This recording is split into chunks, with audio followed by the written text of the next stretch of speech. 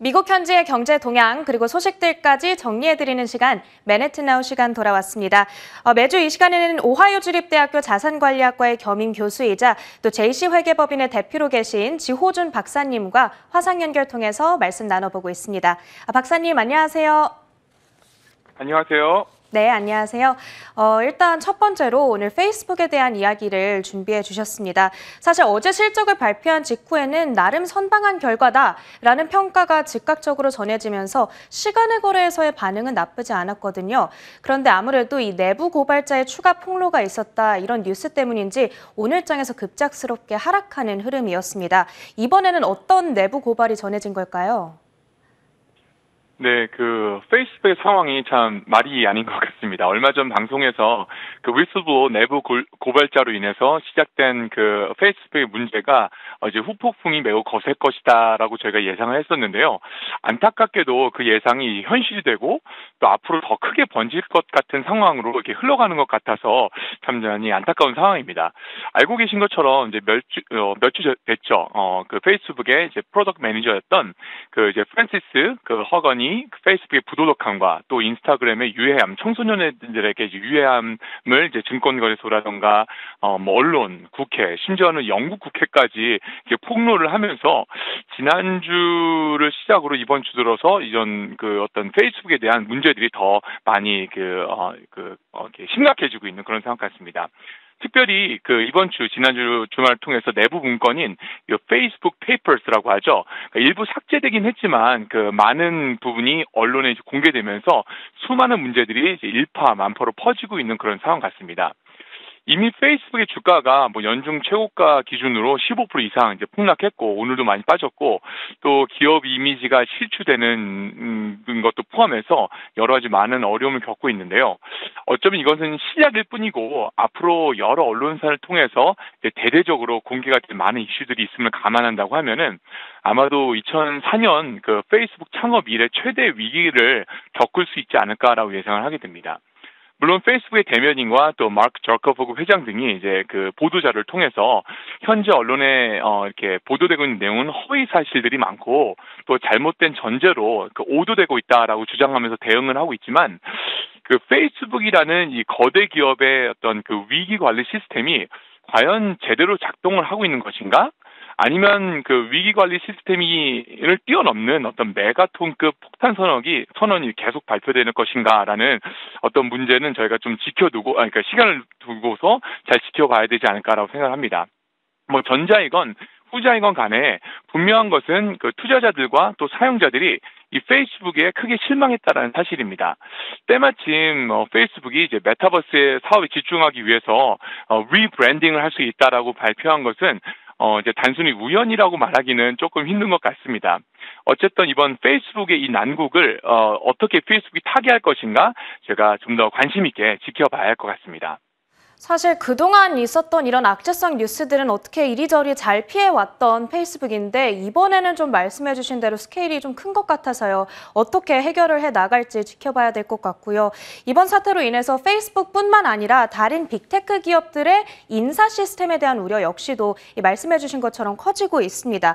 이번 기회를 토대로 전면적인 인사 시스템의 개편이 좀 이루어질 수 있을까요? 네, 맞습니다. 페이스북 페이퍼스가 공개되면서 IT를 대표하는 공룡 기업인 페이스북이 이렇게 큰 순환을 당하고 있는 상황이지만 지금의 상황을 말씀하신 건 조금 다른 각도에서 분석해 보는 것도 의미가 있을 것 같습니다. 이번 페이스북의 문제 중심에는 내부 고발자라는 의미의 위슬블로워라는 그런 시스템이 중요한 역할을 하고 있는데요. 그동안 페이스북은 미국을 대표하는 사회적 기업으로서 또 IT 전문가들이 이제 가장 선호하는 기업 중에 하나로 명성을 계속 잘 쌓아왔었습니다. 그런데 이번 페이스북의 어떤 사태의 중심에 있었던 또 사람 프랜시스가 중간 관리자 격인 시니어 프로덕트 매니저가 내부 고발을 했다는 것은 시사하는 바가 이제 많다라고 생각을 합니다. 다르게 보면은 페이스북의 인사관리 시스템의 실패였고 또 위원관리 시스템의 실패였다는 점에서 또 시사하는 바가 크다라고 볼 수가 있을 것 같은데요. 사실 페이스북뿐만 아니라 그 팽에 해당하는 이번에 아마존, 뭐 애플, 뭐 아니면 넷플릭스 이런 구글 같은 그 거대 기업들이 직원들의 근무 환경과 또 복리 후생에 전통적으로 많은 투자를 하는 기업들로서 알려져 왔었죠. 하지만 이번 사태를 통해서 팽을 포함한 여러 IT 기업들의 인사관리 시스템에 어떤 그 재평가가 시작되지 않을까라고 생각을 합니다. 특히 지금 미국에서는 많은 그 기업 전문가들이 코로나 이후에 뭐 해결의 기미를 전혀 보이지 않는 이 고용 문제가 꽤 장기화될 것이다라고 예상을 하고 있는 상황에서 저희가 이 부분을 어떻게 진행해야 될까 고민이 더 많아진 것 같고요. 고용 문제와 인력 수급의 문제가 계속된다고 하면은 인사관리 쪽에 그 빅데이터 분석 또는 시스템 개발에 필요한 니즈들이 더 많아질 것이다라고 예상을 합니다. 예를 들어 그 팽이라는 직장 브랜드, 이 IT 기업이라는 직장 브랜드 네임에 가치에 의존했던 기존의 인사관리 시스템에서 벗어나 앞으로는 어떤 입체적인 업무 만족도 평가와 데이터 분석 또는 좀 더 이제 홀리스틱한 인사관리 시스템이 속속들이 개발되지 않을까라는 생각과 예상을 해보게 되었습니다. 네, 알겠습니다. 페이스북 이슈 점검을 해보면서 기업 인사 시스템에 대한 전망까지 한번 만나봤습니다. 자연스럽게 고용 시장에 대한 이야기로 한번 넘어가 보도록 할게요. 사실 다음 주 FOMC 회의를 앞두고 있다 보니까 고용 보고서 결과에 대한 관심도가 좀 높고요. 9월에 워낙 고용 쇼크가 심했다 보니까 10월 고용 보고서 결과에 대해서도 조금 완화의 조짐이 나타나 줄까 하는 기대감이 있긴 하거든요. 박사님께서는 어떻게 전망하고 계실까요? 네, 페이스북의 사태를 지켜보면서 또 동시에 10월 초에 발표되었던 다소 실망스러웠던 9월의 고용 지표를 이제 다시 한번 생각해 보게 되었습니다. 작년 코로나 이후에 시작되어서 여전히 현재 진행형 중인 이런 그 구직자와 구인 업체들 간의 그 미스매칭의 문제는 아마도 10월에도 계속되지 않을까라고 예상을 합니다. 미국의 실질 채용 시장과 또 구인 현장의 상황은 사실 어떤 개선은 사실 고사하고 더욱 악화되는 모습들을 많이 보여주고 있습니다. 실제로 얼마 전에 저희 회계법인에 접수된 상담 업무를 이제 내용을 좀 분석해보는 시간이 있었는데 전체 상담 업무 중에 90% 이상이 HR 시스템 상담, 직원 급여에 대한 책정 문제, 뭐 상여금 지급에 대한 회계 처리 등등 인사 관리에 관련된 내용이 집중되는 모습들 저희가 볼 수가 있었습니다.